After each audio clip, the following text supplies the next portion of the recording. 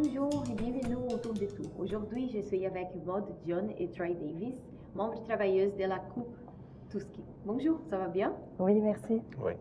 Donc, parlez-nous de vous et pourquoi vous travaillez à la Coupe Touski. Premièrement, c'est ça, moi, je me suis présentée au Touski parce que j'avais besoin d'un emploi. J'étais dans une situation assez précaire, donc je suis arrivée au bon moment, je venais de déménager dans le quartier. Pour moi, c'était tout nouveau, je prenais à peine connaissance du contexte, mais très vite, je me suis aperçue que c'était un endroit assez désert pour ce qui est de l'alimentation. Donc, je trouvais ça intéressant de postuler au Touski. Ça me semblait comme l'endroit idéal du quartier. Puis, c'est ça, je me doutais que c'était similaire à, dans le fond, le communautaire que j'étais plus habituée. D'accord. Et vous?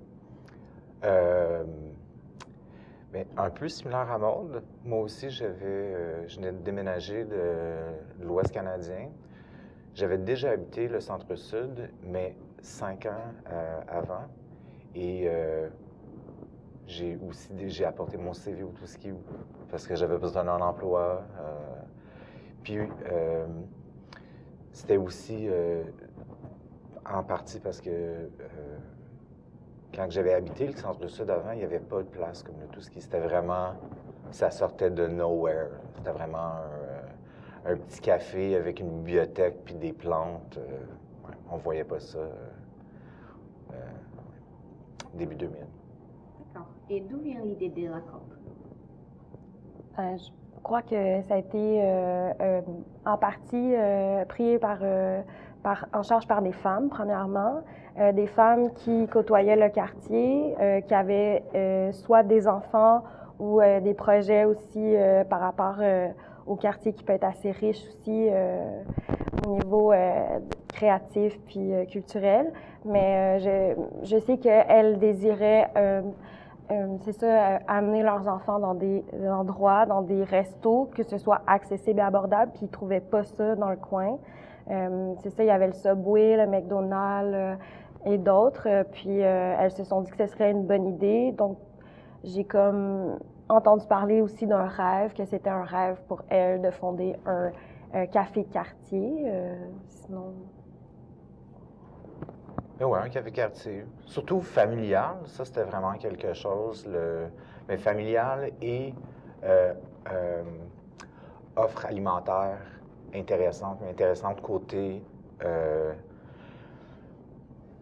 nutritionnel, mais aussi préservatif, des affaires comme ça, ou tout ce qui, la majorité de notre, qu'est-ce qu'on fait, c'est maison, grande majorité. Je pense qu'il y a juste des condiments qu'on ne fait pas nous-mêmes. Puis ça, c'était vraiment quelque chose qui est toujours une réalité dans le centre-sud. Il y a beaucoup de friture, beaucoup de bouffe pas fait maison. Donc, c'était important. Ouais. D'accord. Et comment est faite l'organisation du café puisqu'il n'y a pas de patron en charge? En fait, c'est ça qui est peut-être la zone la plus expérimentale, si on veut. C'est sûr qu'on a mis en place, il a été mis en place plusieurs comités. On a plusieurs volets. On a du développement interne, on a du développement externe. Donc, tout ce qui était développement interne, on se les divisait selon les tâches dans lesquelles on s'impliquait ou dans lesquelles on travaille sur le plancher. Donc, il y a un comité cuisine, il y a un comité service, il y a un comité socio-culturel. Présentement, là, avec le déménagement, on a un comité socio-financement qui s'est joint, un comité aménagement, on a un comité finance aussi. Donc, il faut tout mettre en place, puis essayer de diviser les tâches entre nous tous et toutes pour rendre ça fonctionnel, mais aussi très relationnel. Donc, c'est ça, il faut se donner des réunions, il faut se rencontrer. Puis aussi, on a une plateforme de communication assez efficace, je dirais. Là. C'est sûr que ça peut être des fois intense parce que les communications s'accumulent parfois, mais c'est ça qui fait en sorte qu'on puisse tous se rencontrer, puis dans le fond, discuter, prendre des décisions, puis les mettre en place. Puis d'une manière, c'est peut-être... C'est clair que j'ai un faible pour cette organisation-là, mais d'une manière mieux organisée. Parce qu'à place d'être souvent en restauration, on va trouver, ça va être un modèle où est-ce que c'est une personne, ou un couple, ou une famille, ou un petit gang d'amis proches, ou une organisation qu'on va retrouver comme dans un McDo, quelque chose où est-ce qu'il y a vraiment comme une hiérarchie de rôle, gérant, assistant gérant, blablabla. Bla, bla, bla. Mais ici, avec les comités, on a divisé toutes les responsabilités d'un commerce. Donc, faire nos taxes annuelles, engager les gens, faire un inventaire de la nourriture, puis chercher les bas prix, tout ça. Puis c'est tellement bien organisé que j'aimerais penser que c'est moins stressant qu'un modèle typique. Ouais. Parce qu'on a regardé le modèle typique, puis on a juste comme fait une grille, organisé les comités, les communications. Ça se passe super bien. Ouais. D'accord.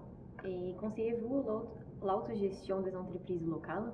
Tout à fait. En fait, c'est épeurant de se dire qu'un jour, en tout cas, personnellement, si je sortais de cette structure-là, je me retrouverais quand même un peu déboussolée. Parce que oui, ça demande comme peut-être beaucoup de sens d'initiative et pratique, mais en même temps, c'est ça, c'est rodé un peu aussi dans le tissu social des gens qui s'impliquent, comme dans le communautaire. Donc, il y a comme je dirais que les transferts de connaissances, le partage est plus facile, puis les relations, puis les conditions de travail, ça les touche directement. Donc, je crois que ça facilite, ça serait beaucoup plus difficile de vivre une expérience comme ça puis de retourner dans des modèles typiques par la suite. Puis je crois que, en fait, pour être depuis 3 ans seulement au Tout-Ski, il y a quand même beaucoup de personnes qui nous écrivent, qui veulent nous rencontrer, qui veulent partir des coops aussi, pas juste avec nous, mais rencontrent d'autres gens qui ont mis en place des coops avec des modèles soit similaires, pareils.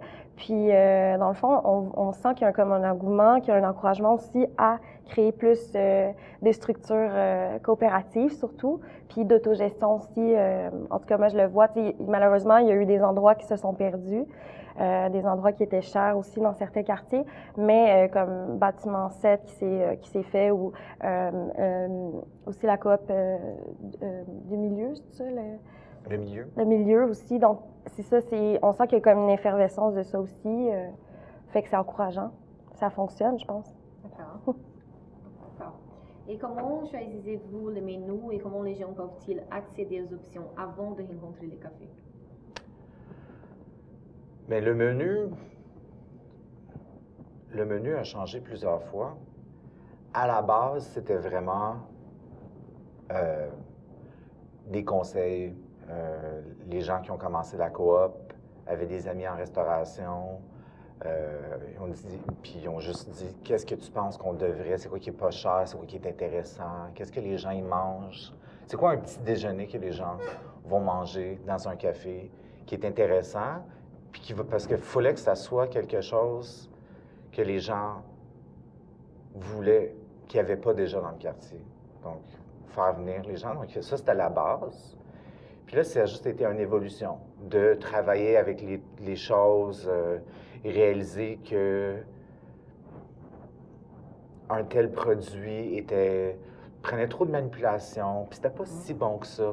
Pourquoi? Puis là, finalement, ça a juste évolué. Ça fait 15 ans quand même que tout ce qui existe. Puis je pense que je pense que si on regarderait le menu dans 10 ans, ça serait complètement différent aussi. Ça changerait. Pour trouver le menu, Ben, c'est sûr que, tu sais, on a créé un genre de comité d'éthique parfois aussi. On s'est questionné, on a vérifié les produits qu'on avait. Ben là, je pense que présentement, on utilise beaucoup les plateformes des réseaux sociaux aussi. Donc, sur Google, ça fonctionne assez bien, sur Facebook, Instagram. Donc, si la plupart du temps, en faisant aussi des plats du jour, donc en offrant aussi des plats différents chaque jour, ben je crois que là, on tente parfois certaines variétés alimentaires qu'on offre, puis on voit aussi la demande par rapport à ça. Donc, je pense qu'il y a des plats du jour qui sont parfois plus populaires. Il y a des journées associées à certains plats du jour. Donc, je pense que c'est ça. Je crois aussi qu'on a tous une petite culture alimentaire. On est tous un peu passionnés par la nourriture. Donc, c'est sûr qu'on fait de la recherche, on lit dans les magazines, on voit ce qui est éthique surtout, je crois. On essaie de trouver, ouais. D'accord. Et qu'aimerait-il encore pour la coupe soit de plus en plus connue?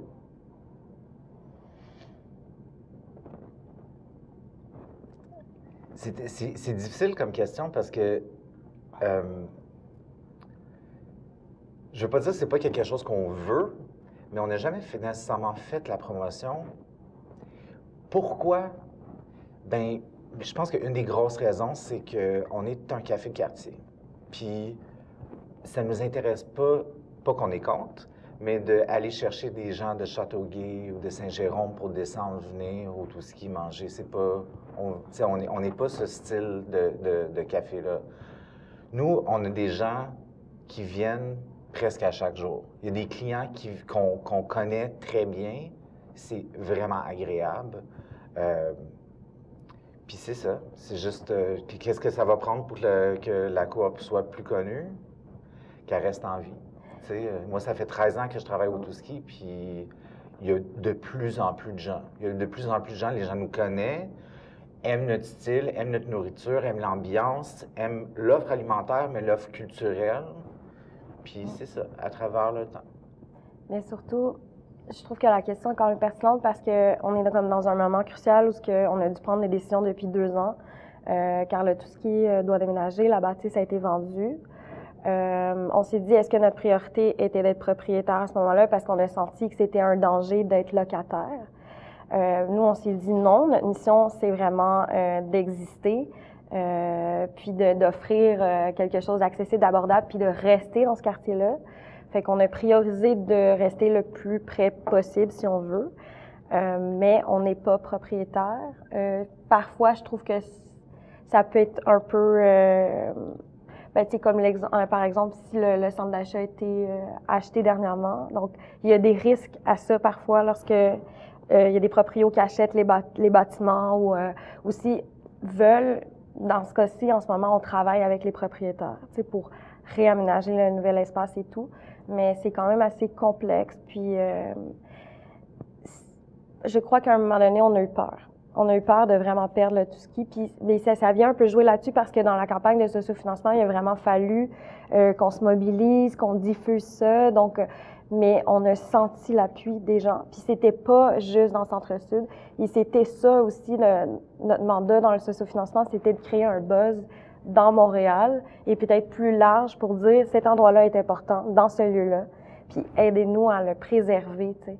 Quitte à ce qu'il y ait peut-être des petits Tout-Ski avec d'autres noms, avec d'autres gens, d'autres structures tout à fait comme différentes avec d'autres noms dans d'autres quartiers. Mais nous, c'est vraiment d'être reconnu par le quartier, là. C'est sûr que c'est numéro 1, mais je pense que d'être propriétaire un jour, être maître de nos lieux, ça serait quand même un avantage, puis peut-être un... C'est sûr.